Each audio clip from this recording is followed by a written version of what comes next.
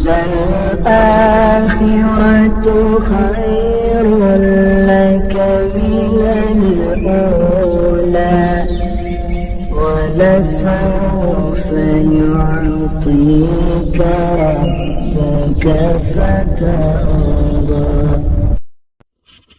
بسم اللہ الرحمن الرحیم. السلام علیکم ورحمۃ اللہ وبرکاتہ. میں امید کرتی ہوں کہ آپ سب ایمان اور صحت کی بہترین حالتوں میں ہوں گے. اللہ سبحانہ تعالیٰ ہمیشہ آپ کو اچھے حالوں میں رکھے اور آپ کی طرف بڑھنے والے ہر شر کو خیر میں بدل دے. آمین. الحمدللہ.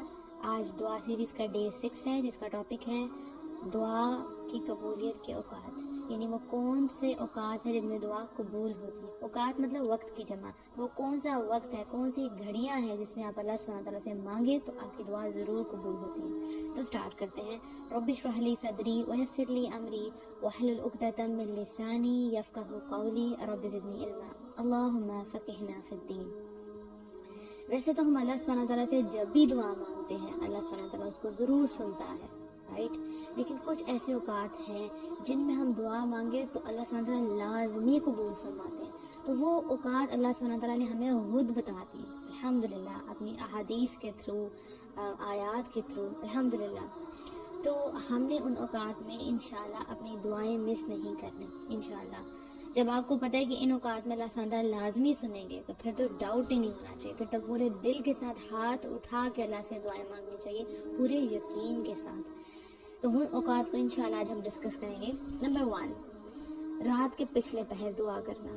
یعنی جب ہر طرف سکون ہے، خاموشی ہے اور سب لوگ گہری نیند میں سو رہے ہیں، اس وقت ایک آنکھ جاگتی ہے اللہ سے مانگنے کے لیے. یہ سب سو رہے ہیں لیکن وہ جانتا ہے کہ اس کا رب جو ہے اس وقت اس کے بہت قریب ہے، اور وہ سوچتا ہے کہ میں اتنا چھوٹا سا انسان اور رب تعالیٰ اتنی بڑی ذات جو مجھے سن رہی ہے. جب انسان خاموشی میں یہ باتیں کرتا ہے اللہ سبحانہ تعالیٰ سے اور کوئی شور نہیں ہوتا تو اس کو ایک بڑی اٹیچمنٹ فیل ہوتی ہے. اس کو پتہ ہے کہ رب میرا سن رہا ہے. ایک سکون ہوتا ہے مانگنے میں بھی اور ایک تڑپ ہوتی ہے. اس وقت کاموں کی ٹینشن نہیں ہوتی، فوکسڈ ہوتے ہیں ہم بہت زیادہ اپنے ٹارگٹ کے اوپر. ہمیں کیا چاہیے، ہم سوچتے ہیں ہم ایک محتاج بندے ہیں اور ہم اللہ کے رحمت کے طلبگار بننا چاہتے ہیں. تو ایسا انسان اپنے ہاتھ آسمانوں کی طرف اٹھاتا ہے اور اللہ سے دعائیں مانگتا ہے، اے میرے رب اپنی رحمت، احسان اور فضل کے ساتھ مجھے سب آفات سے نجات دے. اللہ سبحانہ تعالیٰ ضرور سنتا ہے اس وقت الحمدللہ. یہ جو وقت ہے اس کے بارے میں اللہ سبحانہ تعالیٰ نے قرآن میں فرمایا ہے وَبِالْأَسْحَارِ هُمْ يَسْتَغْفِرُونَ. یعنی جو اللہ کے اور وہ جو نیک بندے ہیں، یعنی جنتی بندے ہیں، یہ کہہ لیں مومن بندے ہیں، وہ کیا کرتے ہیں؟ وہ رات کے پچھلے پہر استغفار کرتے ہیں. الحمدللہ اللہ کے جو نیک اور متقی بندے ہیں وہ اس وقت اٹھتے ہیں اور اللہ سے معافی مانگتے ہیں. تو جب انسان معافی مانگتا ہے تو اس کے لیے توبہ اور رحمت کے دروازے کھل جاتے ہیں. جب انسان کے گناہ معاف ہوں گے تو اس کی دعائیں قبول ہوں گی. تو اس وقت اٹھ کے لازمی، یعنی آپ کا جو تہجد کا وقت ہے جو بالکل فجر کی نماز سے پہلے کا ٹائم ہے، اس وقت اٹھ کے اللہ سبحانہ تعالیٰ سے دعا کیا کریں. صحیح بخاری میں آتا ہے ہمارا بزرگ و برتر پروردگار ہر رات آسمانی دنیا پر نزول فرماتا ہے اور جب رات کا آخری تہائی حصہ باقی رہتا ہے تو آواز دیتا ہے کون ہے جو مجھ سے دعا کرے میں اس کی دعا قبول کروں، کون ہے جو مجھ سے سوال کرے میں اس کو عطا کروں، کون ہے جو مجھ سے بخشش طلب کرے تو میں اسے بخش دوں. الحمدللہ اللہ خود آواز دیتا ہے. یعنی عام روٹین میں پورے دن میں آپ اللہ سبحانہ تعالیٰ کو پکارتے ہیں یا اللہ، اللہم یا ربی، لیکن اس وقت اللہ سبحانہ تعالیٰ کہتے ہیں کون ہے جو مجھ سے دعا کرے میں اس کی دعا قبول کروں گا.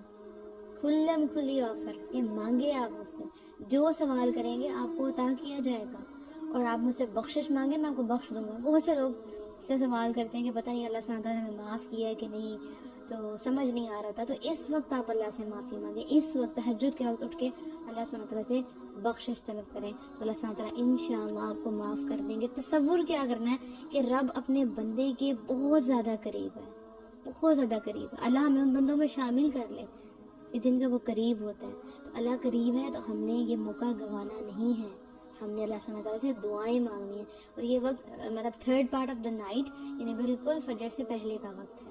یعنی اگر آپ کو تہجد میں اٹھنے کی عادت نہیں ہے تو آپ آدھے گھنٹے پہلے اٹھ جائیں، 5 منٹ پہلے اٹھ جائیں، 10 منٹ پہلے اٹھ جائیں اور اس وقت اٹھ کے استغفار کریں، اس وقت دعائیں مانگیں، ہاتھ اٹھائیں آسمان کی طرف، اللہ سے دعائیں مانگیں۔ دوسرا وقت کون سا ہے؟ اذان اور اقامت کے درمیان، یعنی جب اذان ہوتی ہے تو اس کے بعد آپ دعا مانگا کریں، ٹھیک ہے۔ اقامت تو ظاہر ہے آپ کی مسجد میں جو جماعت پڑھتے ہیں وہاں اقامت ہوتی ہے، تو ہم جو خواتین ہیں وہ کیا کریں؟ اذان کے فوراً بعد دعا مانگیں۔ اذان اور اقامت کے درمیان جب نماز کھڑی ہو رہی ہوتی ہے اس سے پہلے وہ جو وقت ہوتا ہے نا اس میں دعائیں قبول ہوتی ہیں، یہ مس نہیں کرنا بات میں، ٹھیک ہے۔ نبی صلی اللہ علیہ وآلہ وسلم نے فرمایا اذان اور اقامت کے درمیان دعا قبول کی جاتی ہے، پس تم دعا مانگا کرو۔ اب سوچیں دن میں 5 وقت جو ہے وہ اذان ہوتی ہے، تو ہم انشاءاللہ دعائیں مانگیں گے کیونکہ اس وقت دروازے کھل جائیں گے آسمانوں کے، اور جو آپ کو مانگنا ہے وہ بس آپ نے مانگ لینا ہے، ٹھیک ہے۔ تو 5 وقت تو یہ ویسے ہی آپ کے پاس مبارک اوقات آ گئے جن میں آپ کی دعائیں قبول ہوتی ہیں۔ اس کے بعد نماز کے اندر دعا مانگنا، ٹھیک ہے۔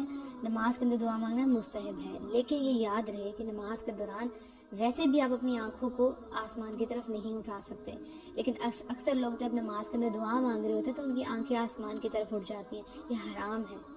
ویسے بھی آپ اپنی آنکھوں کو نماز کے اندر ادھر ادھر گھما نہیں سکتے، یعنی آپ کا فوکس ہوتا ہے آپ کا سجدے کے پوائنٹ پہ، رائٹ۔ تو جب آپ نے دعا مانگنی ہے نماز کے اندر بھی تو آپ کی نگاہیں آسمان کی طرف نہیں اٹھنی چاہیے، بالکل بھی نہیں، ٹھیک ہے۔ وطر کے اندر دعا قبول ہوتی ہے جب آپ اپنی قرات سے فارغ ہو جاتے ہیں، اس کے بعد آپ دعائیں مانگیں، لیکن یہ دعائیں کون سی ہوتی ہیں؟ جو عربک میں دعائیں ہوتی ہیں، رائٹ۔ اس کے بعد جب آپ رکوع میں جاتے ہیں، رکوع سے اٹھتے ہیں، سجدے میں جاتے ہیں، اور 2 سجدوں کے درمیان میں جو وقت ہے اس وقت آپ دعا کریں۔ اس کے بعد جب آپ تشہد کے بعد سلام پھیرنے سے پہلے، تشہد میں نہیں اتحیات میں جب آپ بیٹھتے ہیں درود شریف پڑھتے ہیں، اس کے بعد آپ دعائیں مانگیں۔ اس موقع پہ جو آپ کو دعائیں آتی ہیں عربک میں، جو بھی دعائیں آپ کو آتی ہیں اس وقت آپ دعائیں ضرور مانگیں۔ اچھا ایک یہاں پہ میں ایک بات کر دوں کہ جب آپ قرآن پڑھ رہے ہوتے ہیں، جن کو قرآن آتا ہے الحمدللہ، تو اس میں جہاں جہاں تسبیح کی آیات آئیں تو وہاں پہ آپ تسبیح کیا کریں، جہاں پہ آیات آئیں مانگنے والی تو اللہ سبحانہ تعالیٰ سے مانگا کریں، اور جہاں پہ آیات آئیں پناہ طلب کرنے والی تو وہاں پہ پناہ طلب کیا کریں، کیونکہ نبی صلی اللہ علیہ وسلم کی سنت تھی، ٹھیک ہے۔ اور ایک اور بات کہ سجدے میں جو دعائیں ہیں وہ بہت زیادہ قبول ہوتی ہیں، کیونکہ بندہ جو ہے اس وقت اللہ کے سب سے قریب ہوتا ہے، یعنی اپنا ماتھا اللہ کے آگے جھکا دیتا ہے، عاجزی میں آ رہتا ہے بندہ کہ اللہ کی کیسی بندگی ہو رہی ہوتی ہے، کیسی عبادت ہو رہی ہوتی ہے، پوری طرح سے جھک جاتا ہے اللہ کے آگے۔ تو یہ ایسا موقع ہوتا ہے کہ جس وقت اللہ سبحانہ وتعالیٰ بندے کی دعاؤں کو قبول فرماتے ہیں، کیونکہ وہ اپنا اللہ کے قدموں کے آگے اپنا سر جھکا دیتا ہے، ٹھیک ہے۔ تو اللہ سبحانہ وتعالیٰ اس وقت دعائیں قبول کرتا ہے۔ نبی صلی اللہ علیہ وآلہ وسلم نے فرمایا بندہ سجدے کی حالت میں اللہ سے سب سے زیادہ قریب ہوتا ہے، بس اس موقع پر خوب دعائیں کیا کرو، لیکن سجدے میں ایک بات یاد رکھیں، آپ کوئی قرآنی دعا نہیں پڑھیں گے، ٹھیک ہے۔ رکوع اور سجود میں آپ قرآنی پورشن جو ہے وہ نہیں پڑھ سکتے، ٹھیک ہے، نبی صلی اللہ علیہ وسلم سے منع فرمایا گیا ہے، ٹھیک ہے۔ اس وقت آپ قرآن نہیں پڑھ سکتے، اور آپ جو ہے اس سجدے میں جو عربک ویسے دعائیں آپ جو اللہ سبحانہ تعالیٰ سے مانگنی وہ آپ مانگیں، ٹھیک ہے، لیکن قرآن کی جو پورشن ہوگا وہ تلاوت آپ نے نہیں کرنا۔ تو اچھی دعائیں آپ سیکھ لیں، اگر مصنون دعائیں سیکھیں جو نبی صلی اللہ علیہ وسلم پڑھا کرتے تھے اس وقت آپ ان سے اللہ سبحانہ تعالیٰ سے ضرور مانگا کریں یہ دعائیں، ٹھیک ہے۔ اس کے بعد ویسے بھی آپ جیسے سجدے میں آپ جاتے ہیں، اگر نماز کے علاوہ بھی آپ سجدے میں جاتے ہیں تو پھر تو آپ اردو دعائیں جیسے مرضی اللہ سبحانہ تعالیٰ سے مانگے، جیسے مرضی مانگے آپ، ٹھیک ہے۔ اس کے بعد نمازوں کے بعد دعا کرنا، بہت سے لوگ ہیں جو نماز ڈائریکٹ پڑھنے کے بعد اٹھ جاتے ہیں، کچھ بھی نہیں پڑھتے۔ تو نبی صلی اللہ علیہ وسلم کیا پڑھتے تھے؟ اللہ اکبر، استغفر اللہ استغفر اللہ استغفر اللہ، اس کے بعد پھر ساری دعائیں شروع ہو جاتی تھی، مسنون دعائیں، اللہم انت السلام ومنک السلام تبارک یا ذا الجلال والاکرام، اسی طرح اللہم اعنی علی ذکرک و شکرک و حسن عبادتک۔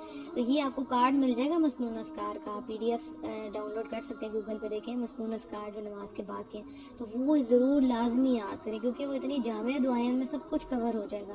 تو نماز کے بعد مسنون دعائیں بھی کریں، اور جو بھی آپ نے دعائیں مانگی ہیں وہ ضرور مانگا کر، اس کو اپنی جو ہے روٹین بنا لیں۔ اس کے بعد دعائیں قبول ہوتی ہیں جمعے کے دن، کیونکہ جمعے کا جو دن ہے وہ تمام دنوں سے افضل ہے، اس میں ایک خاص گھڑی ہوتی ہے جس میں دعائیں قبول ہوتی ہیں۔ نبی صلی اللہ علیہ وسلم نے فرمایا جمعے کے دن میں ایک ایسی گھڑی ہے کہ جس مسلمان بندے کو وہ میسر آ جائے اور وہ کھڑا نماز پڑھ رہا ہو تو وہ اللہ سے جس چیز کا سوال کرتا ہے وہ اللہ تعالیٰ سے ضرور عطا فرما دیتا ہے۔ راوی کہتے ہیں کہ نبی صلی اللہ علیہ وآلہ وسلم نے اپنے ہاتھ سے اشارہ کر کے بتایا کہ وہ گھڑی مختصر سی ہوتی ہے، یعنی وہ جمعے کے دن چھوٹی سی گھڑی ہے، مختصر ہے، جس وقت اللہ سبحانہ وتعالیٰ دعائیں قبول کرتے ہیں، لیکن یہ پکی بات ہے کہ جمعے کا دن ہے، رائٹ۔ اور جو علماء کرام ہے، جب انہوں نے تحقیق کیا تو انہوں نے یہ کہا کہ دعائیں جو ہے، وہ جو گھڑی ہے وہ نماز عصر کے بعد ہوتی ہے۔ دیکھیں مغرب کے بعد تو نیا دن شروع ہو گیا، تو عصر سے مغرب کے درمیان وہ گھڑی ہے جس میں دعائیں قبول ہوتی ہیں۔ تو آج سے آپ نے مس نہیں کرنا ہے، جمعے کے دن جتنی دعائیں ہیں وہ اکٹھی کر لیں اور وہ عصر سے مغرب کے درمیان خوب خوب دعائیں مانگیں، سب کو دعا میں یاد رکھا کریں، افضل دن ہے ہفتے کے تمام دنوں میں سے۔ اس کے بعد دعا قبول ہوتی ہے یوم عرفہ کے دن۔ یہ ایک بہت عظیم دن ہوتا ہے جس میں بہت سے مسلمان ایک ہی جگہ پر جمع ہو جاتے ہیں، تو اللہ تعالیٰ فرشتوں کے سامنے ان بندوں پہ فخر کرتا ہے۔ تو یوم عرفہ کے دن جو ہے جو دعائیں کی جاتی ہیں وہ قبول ہوتی ہیں، ٹھیک ہے۔ تو یوم عرفہ والے دن ضرور دعا کرنی ہے، انشاءاللہ جب حج آئے گا تو پھر آپ نے یہ میری آڈیو یاد رکھنی ہے۔ نبی صلی اللہ علیہ وسلم نے فرمایا بہترین دعا یوم عرفہ کی دعا ہے، جب سب لوگ کہاں جمع ہوتے ہیں؟ عرفات کے میدان میں، ٹھیک ہے۔ اس کے بعد جب مرغا اذان دیتا ہے، ٹھیک ہے، یعنی مرغا جب بولتا ہے تو اس وقت آپ اللہ سے فضل مانگا کریں، ٹھیک ہے۔ حدیث کا مفہوم ہے کہ جب تم مرغ کی اذان سنو تو اللہ تعالیٰ سے اس کا فضل مانگو، کیونکہ وہ فرشتے کو دیکھتا ہے۔ دیکھیں جب فرشتے وہاں موجود ہوگے تو آپ جو بھی دعا کریں گے فرشتے اس پہ آمین کہیں گے۔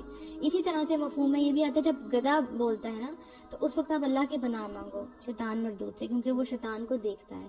جب مرغا جس طرح سے فرشتے کو دیکھتا ہے ویسے ہی گدھا جو ہے وہ شیطان کو دیکھتا ہے۔ تو اب آپ سوچیں کہ آپ کے ارد گرد کہیں نہ کہیں کوئی نہ کوئی مرغا تو ہوگا، تو وہ جب بھی بولے گا تو اس کے بعد آپ نے اللہ تعالیٰ سے فضل مانگنا ہے۔ کس طرح؟ اللہم انی اسألک من فضلک۔ اب بہت سے لوگ کہیں گے فضل کیا ہوتا ہے؟ فضل کسے کہتے ہیں؟ یہ بھی آج آپ سیکھ لیں، سمجھ لیں اچھے طریقے سے۔ وہ چیز جو ایکسٹرا ہوتی ہے، ٹھیک ہے، جو چیز آپ کے لیے لکھی گئی ہے، ٹھیک ہے، وہ جتنی بھی ہے، لیکن آپ جب مانگتے ہیں اللہ مجھے اپنا فضل دے تو وہ اس سے بڑھ کے آپ کو ملتی ہے، جو بھی آپ کے لیے لکھا ہوا ہے، لیکن آپ فضل مانگ رہے ہیں۔ میں اپنے اسٹوڈنٹس کو اس طرح سمجھا رہی تھی کہ آپ امیجن کریں کہ آپ اپنی امی کو کہتے ہیں کہ جب آپ بازار سے واپس آئیں گے تو میرے لیے بال لے آنا، اور آپ کی جب امی واپس آتی ہیں تو آپ کے لیے پزا بھی لے آتی ہیں، جیومیٹری باکس بھی لے آتے ہیں، تو آپ کی کیسی انتہا ہوگی خوشی کی؟ تو بچے کہتے ہیں بہت زیادہ۔ تو میں نے کہا تو فضل ہو گیا نا۔ تو اللہ سے جب آپ ایک تو وہ چیزیں جو آپ کو ملنی ہے، جب آپ اللہ سے فضل مانگیں گے تو وہ بہت زیادہ ہو کے ملے گا۔ تو اللہ سے ہمیشہ اللہ کا فضل مانگیں، اللہم انی اسألک من فضلک، الحمدللہ۔ اس کے بعد جب انسان اس دنیا سے جا رہا ہوتا ہے، اس کی جو روح ہے وہ جسم سے نکلتی ہے، تو بہت ہی خوفناک وہ وقت ہوتا ہے۔ تو روح اتنے عرصے تک جسم کے اندر رہتی ہے، اور پھر جب وہ باہر نکل رہی ہوتی ہے، جدا ہو رہی ہوتی ہے، اس وقت فیصلہ ہوتا ہے کہ بھائی اس نے جنت میں جانا ہے، ہمیشہ رہنے والی جنتوں میں جائے گا، یہاں پھر جہنم میں جائے گا۔ تو اس وقت جو فرشتے ہیں وہ صف باندھ کے کھڑے ہوتے ہیں، روح نکلنے کا انتظار کر رہے ہوتے ہیں۔ تو ان لمحات میں جو لوگ ارد گرد موجود ہوتے ہیں اس وقت وہ خیر اور بھلائی کی بات ان کو کرنی چاہیے، اچھا الفاظ منہ سے نکالنا چاہیے، اچھی دعائیں نکالنی چاہیے، کیونکہ اس وقت فرشتے وہاں موجود ہیں، ہر چیز سے وہ آمین کہیں گے، آمین کہیں گے، کیونکہ وہ میت کے پاس ہے نا۔ اب بہت سے لوگ جو ہیں وہ جب کوئی ڈیتھ ہو رہی ہوتی ہے تو لوگ رونا شروع ہو جاتے ہیں، اور کئی جو ہے ایسے الفاظ بھی منہ سے نکال دیتے ہیں جو اللہ سبحانہ تعالیٰ کو پسند نہیں ہے۔ تو اس موقع میں صبر بہت ضروری ہے۔ تو اس وقت آپ جو ہے اچھی دعائیں مانگیں، بھلائی کی دعا کریں، اور جو شخص اس دنیا سے جا رہا ہے اس کے لیے دعا کریں، اس کے گھر والوں کے لیے دعا کریں، اس کی اولاد کے لیے دعا کریں، دنیا اور آخرت کے تمام معاملوں کے لیے دعا کریں، یہ مستحب ہے، لازمی کریں، اس میں فرشتے آمین کہیں گے۔ اسی طرح لیلۃ القدر میں دعا کرنا، کہ میری بھی فیوریٹ رات ہے جس کے لیے مجھے رمضان کا بھی ویسے بھی انتظار ہوتا ہے، لیکن رمضان کا اسپیشلی انتظار ہوتا ہے کہ اس میں لیلۃ القدر ہے، قدر والی رات، فیصلے والی رات۔ تو اس وقت وہ ایسی مبارک رات ہوتی ہے جس میں دعائیں قبول ہوتی ہیں، جتنے بھی سوال کرنے والے ہیں جب وہ اللہ سے مانگتے ہیں تو پھر آسمانوں کے دروازے کھول دیے جاتے ہیں، الحمدللہ۔ حضرت عائشہ رضی اللہ عنہ نے پوچھا تھا نبی صلی اللہ علیہ وسلم سے کہ اگر مجھے لیلۃ القدر میسر آ جائے، مجھے پتہ چل گیا کہ لیلۃ القدر کی رات ہے، تو میں اللہ تعالیٰ سے کیا مانگوں؟ تو آپ نے فرمایا تم یہ دعا مانگا کرو، اللہم انک عفو تحب العفو فاعف عنی، اے اللہ یقیناً تو بہت زیادہ معاف کرنے والا ہے، معافی کو پسند کرتا ہے، بس مجھے معاف کر دے۔ تو یہ دعائیں آپ نے یاد کر لینی ہیں، بس رمضان قریب ہی ہے تو پھر آپ نے بھی انشاءاللہ یہی دعا مانگنی ہے۔ اور اس کے علاوہ بھی جو بھی آپ نے دعائیں مانگنی ہیں وہ اپنی جو ہے ضرور مانگیں. اس کے علاوہ بارش برستے وقت جب بارش ہو رہی ہو، اچھا میری بھی یہی روٹین ہے، جیسے ہی بارش ہوتی ہے تو میں فوراً سے سب سے پہلے مجھے یہ ہوتا ہے میں دعا مانگ لوں. وہ رحمت کا وقت ہوتا ہے، رحمت ہو رہی ہوتی ہے اللہ سبحانہ تعالیٰ کی، تو اس وقت دعائیں مانگیں. ٹھیک ہے. جیسے نبی صلی اللہ علیہ وسلم نے فرمایا 2 دعائیں ایسی ہیں جو مسترد نہیں کی جاتی، یعنی 2 دعائیں ایسی ہیں جو کبھی بھی جو ہے وہ مطلب ریجیکٹ نہیں کی جاتی. وہ کون سی 2 ہیں؟ ایک اذان کے وقت، اور ایک اذان کے وقت کی جانے والی دعا، اور دوسری بارش کے دوران جو ہے وہ کی جانے والی دعا. تو ایک تو دعا وہ ہے جو آپ نے اذان کے وقت، جیسے میں نے آپ کو پہلے بتایا، آپ نے تب کرنی ہے، اور دوسری یہ ہے جب بارش ہو رہی ہو. تو یہ دونوں اوقات ہیں، اس میں بھی ہم نے دعائیں ضرور مانگنی ہیں. تو یہ سارے جو میں نے آپ کو ٹائمنگ بتائی ہے، اوقات بتائے ہیں، ان سب میں دعا آپ نے ضرور کرنی ہے. اور یہ پتہ چلے گا کہ آپ کے اندر کتنی تڑپ ہے. ٹھیک ہے. جتنی آپ کو تڑپ ہے، کسی چیز سے کتنی ضرورت ہے، اس کا فیصلہ ہوگا کہ آپ ان لمحات کو، ان اوقات کو ضائع کرتے ہیں یا اللہ کے آگے کھڑے ہو جاتے ہیں مانگنے کے لیے. ٹھیک ہے. تو اللہ سبحانہ تعالیٰ آپ کے اٹھے ہوئے تمام دعاؤں والے ہاتھوں کی لاج رکھیں اور آپ کی دعاؤں کو قبول فرمائیں. اپنے لیے بھی دعا کریں اور سب کو دعاؤں میں یاد رکھیں. اللہ سبحانہ تعالیٰ ان دعاؤں کے ذریعے آپ کے بہت قریب آ جائے اور آپ کا اور اللہ سبحانہ تعالیٰ کا رشتہ ایسا بن جائے کہ آپ کو کبھی کسی کے آگے ہاتھ پھیلانے نہ پڑیں، اور ہم واقعی یہ کہیں ایاک نعبد و ایاک نستعین، کہ یا رب العالمین کہ ہم صرف تیری ہی عبادت کرتے ہیں اور صرف تجھی سے مدد مانگتے ہیں، اور مدد بھی اللہ ہی سے مانگنی ہے انشاءاللہ. اپنی دعاؤں میں یاد رکھیے گا. السلام